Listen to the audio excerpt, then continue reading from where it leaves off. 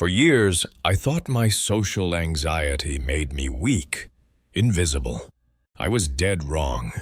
It was actually forging my greatest weapon. What if I told you that knot in your stomach isn't fear? It's power, a dark power, and I'm going to show you how to unleash it. You know the scene.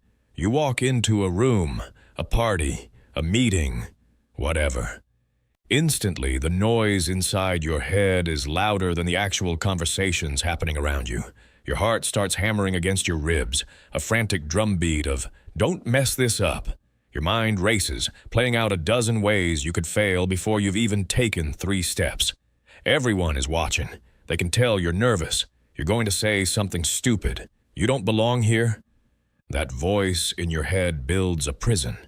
It's solitary confinement in a room full of people. You feel like you're staring through a one-way mirror. You see everyone else laughing, connecting, moving with an ease that feels totally alien. But they don't see you. Or worse, they see right through you. And what they see is just someone awkward and insecure. This isn't just being shy. Shyness is a preference for quiet. Social anxiety is a fear of judgment. It's a deep, primal fear of rejection that feels like a threat to your very survival. So, what do? You deploy the defenses. You make yourself small. You find a corner, pull out your phone, and create a digital force field to keep people away. You rehearse conversations in your head 100 times, but the words never actually come out. Then you go home, completely exhausted, and the real torture begins, the post-game analysis. You replay every fumbled word, every awkward silence, cringing at every perceived mistake. You've been told this is a weakness, a flaw you need to fix. You've been told to just be more confident, as if it's a light switch. But what if that's all a lie? What if the very thing that feels like your curse is actually the source of an extraordinary gift? Here's the truth they never tell you. Your anxiety isn't a malfunction. It's a feature. It's an ancient alarm system that's been fine-tuned over millennia to keep you safe. Think about it. For our ancestors, getting kicked out of the tribe was a death sentence.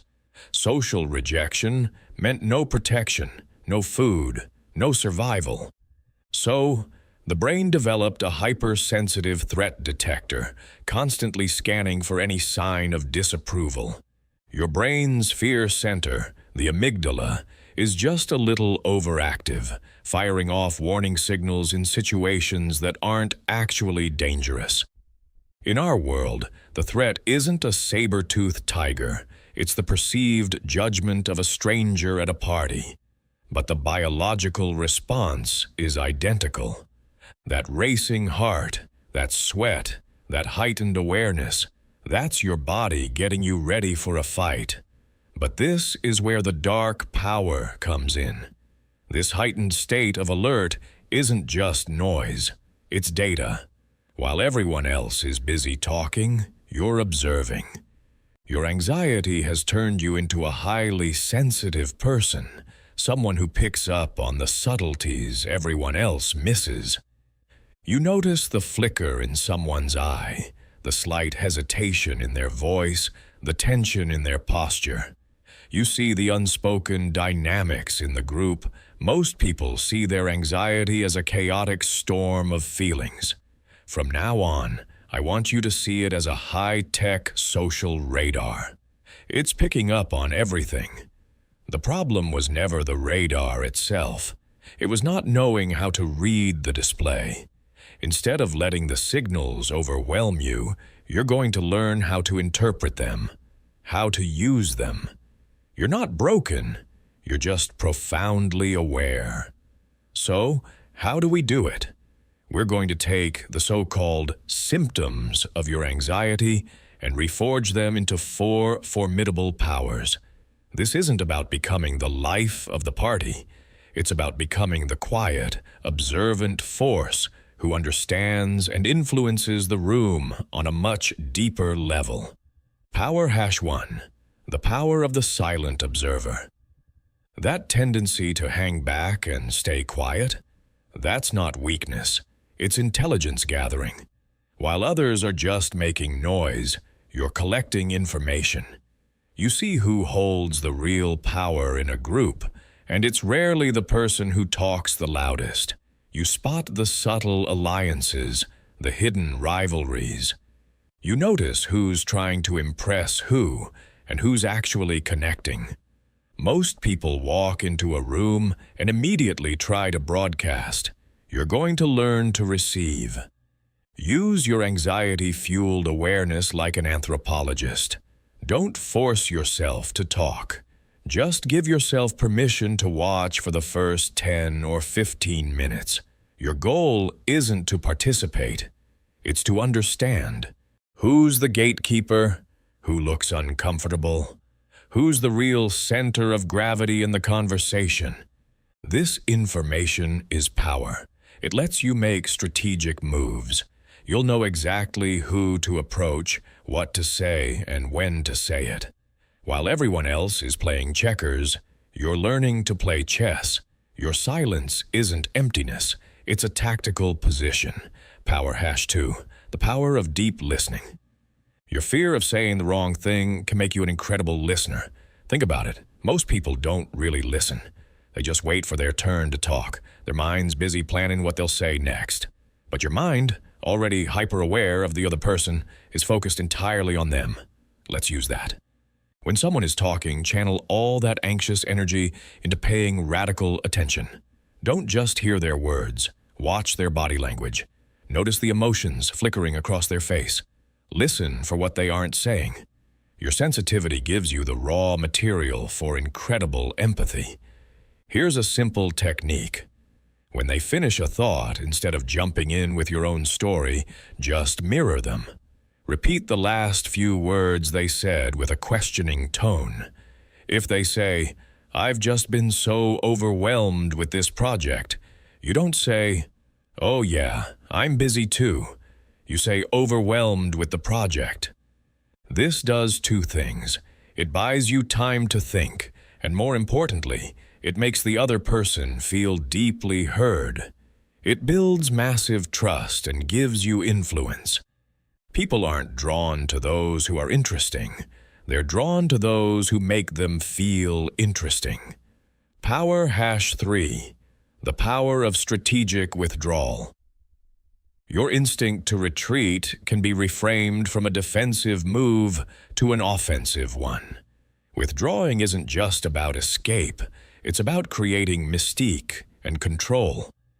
People who are always available, always trying to be part of the action, are often seen as having lower status. But those who are a little aloof, a bit harder to read, they're intriguing. Your natural desire to hold back can create an aura of importance. You're not hiding in the corner. You are observing from your throne. Instead of feeling ashamed for wanting to leave a party early, own it. Make your appearances brief but impactful, and then leave on your own terms. It leaves people wanting more. It communicates that your time is valuable. And in conversations, don't be afraid of silence. Most people rush to fill every pause. Your comfort with it can be a weapon. It makes the other person feel the need to fill the gap, often revealing more than they planned. You're turning avoidance into a strategy of scarcity. And in social dynamics, scarcity creates value. Power hash 4, the power of calculated vulnerability. If you have social anxiety, you're a master at hiding your flaws. You build fortresses to keep anyone from seeing your fear. But that fortress is also your prison. The dark power here is learning how to strategically lower a single brick from that wall. This isn't about oversharing. It's about sharing one small, relatable imperfection to disarm others and build an instant connection. When you're feeling nervous, instead of hiding it, you could say something like, "Wow, Big crowds always get my head spinning, but I'm glad I came. Or if you trip over a word, just smile and say, and that's why I'm usually the quiet one. This does something magical. First, it kills the pressure you put on yourself to be perfect. Second, it makes you instantly more relatable and trustworthy. Perfection is intimidating. Imperfection is human. By owning a small piece of your anxiety, you're not showing weakness. You are showing a level of self-awareness and confidence that is, ironically, incredibly charismatic. You're using your own discomfort to make others feel more comfortable with you. Your training starts now. This week, I challenge you to conduct one shadow exposure.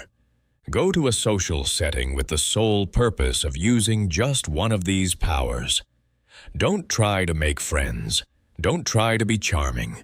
Just go and be the silent observer. Or practice deep listening in one conversation. That's it. When you do it, come back here and share what you noticed in the comments.